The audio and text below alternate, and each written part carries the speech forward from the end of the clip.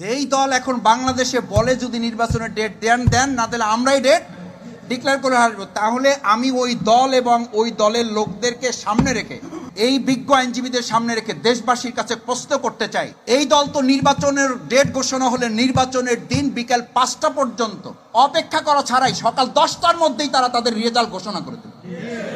যে দলের নেতারা এই কথা বলতে পারে যে হয় ডেট আপনারা দেন নাহলে ডেট আমরা দিয়ে দেবো, ওরা তো প্রত্যেক কেন্দ্রে কেন্দ্রে এই কথা বলবে, হয় বিজয় আমাদের ঘোষণা করে দেন নাহলে আমরা বিজয়। এই আশঙ্কা থেকেই এই দেশের জাতি এখন বলছে আগে বিচার করতে হবে, সংস্কার করতে হবে, তারপর নির্বাচন দিতে হবে।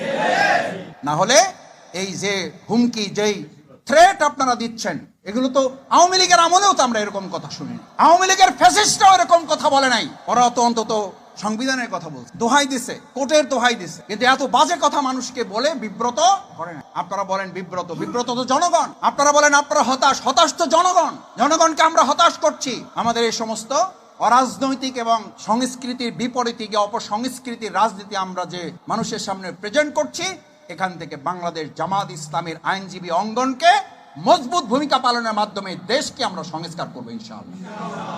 সেই সংস্কারের প্রথম ধাপই হচ্ছে নিজেদেরকেও গড়ে তুলতে হবে। আমরা একসময় আমরা বলি না যে আমরা প্রয়োজন আবার রক্ত দেবো, আমি এখন উল্টা কথা বলি, হ্যাঁ আল্লাহর দিনের জন্য যদি প্রয়োজন হয় আমরা রক্ত দেবো, কিন্তু একটা দেশের রাজনৈতিক অবস্থা পরিবর্তনের জন্য, স্বৈরাচার পরিবর্তন করার জন্য, ফ্যাসিস্ট মোকাবেলা করার জন্য আর রক্ত দেবো না। প্রয়োজনে এদেরকে মাথা উঁচু করে তার দাঁড়াবাড়ি আর কোনো সুযোগ আমরা দেবো। এই জাতি আর কত রক্ত দিবে? এদেশের তরুণ ছাত্র সমাজ, যুবক, মহিলা, বোন, আমাদের কলিজার টুকরা সন্তান, নিষ্পাপ সেই সমস্ত নবজাতকগুলোকে পর্যন্ত গুলি করে হত্যা করা হয়। সেই জাতিকে, সেই দেশকে আর কতবার রক্ত দিতে হবে? কেন রক্ত দিতে হবে? আর যারা রক্ত দেবো দেবো দেবো দেবো বলে, তারা অন্যের ঘাড়ে বন্দুক রাখে, নিজেরা আরাম আয়েশে এসি দেশ বিদেশের মধ্যে অবস্থান করে সুযোগ বুঝে জনগণের সুবিধা অর্জন করা ছাড়া তাদের কোনো লক্ষ্য নির্ধারণ করা থাকে না।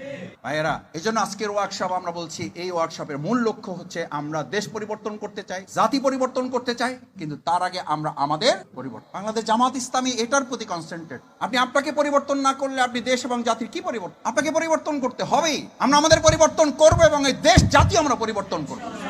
দেখি ইনশাল্লাহ পারবেন? এটা পারবেন? এই দেশের প্রয়োজনে পারবেন? নিজের জান্নাতের প্রয়োজনে পারবেন?